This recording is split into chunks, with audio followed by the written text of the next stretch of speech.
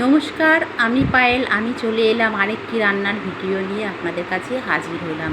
তো এটা খুব সিম্পল এবং উপোসের দিনে কিংবা কোনো নিরামিষ বা বাড়িতে পুজো আচ্চা হয়েছে তার দিনে নিরামিষ খেতে হলে আপনারা এটা খুব চটজলদি হয়ে যায় আর খেতেও খুব সুস্বাদু। এটা আপনারা বানিয়ে খেতে পারেন। এটা হচ্ছে সাবুর পোলাও। তো কীভাবে বানিয়েছি, প্রথমে আমি সাবুটাকে ধুয়ে জল ঝরিয়ে আর একটুখানি জল দিয়ে রেখে দিয়ে সাবুটাকে জল ঝরিয়ে রেখে দিয়েছিলাম। আর এখানে কড়াইয়ে আমি দিয়ে দেবো একটু ঘি আর একটু সাদা তেল। যেহেতু আমি ঘি দেবো না, আপনারা পুরো ঘি দিয়েও করতে পারেন। আমি যেহেতু পুরোটা ঘি খাবো না বলে একটু ঘি আর সাদা তেল মিক্সড করে দিয়েছিলাম।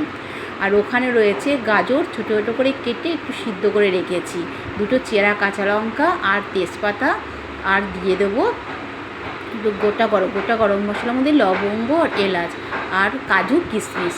খুব সিম্পল রান্নাটি, কিন্তু খেতে খুব অসাধারণ লাগে। তো সবগুলো আমি দিয়ে ওই মশলাগুলো দিয়ে দিলাম পরপর দিয়ে, এবারে খুব ভালো করে নেড়ে ছেড়ে এবারে দিয়ে দেবো আমি সাবুটা দিয়ে দেবো।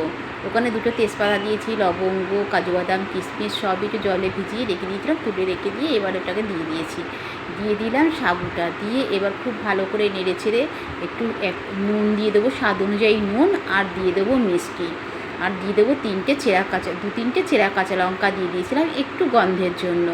তো আপনাদের যদি এটা ভালো লেগে থাকে, আপনারা উপোসের দিনে হোক বা বাড়িতে কোনো দিন নিরামিষ রান্নার জন্য হলো সকালবেলা টিফিনেও খেতে পারেন, বাচ্চাদেরও দিতে পারেন। খুবই হেলদি খাবারটা।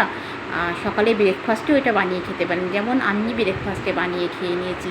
তো আপনাদের যদি ভালো লাগে তো এইভাবে খাবেন। তো ভিডিও দেওয়ার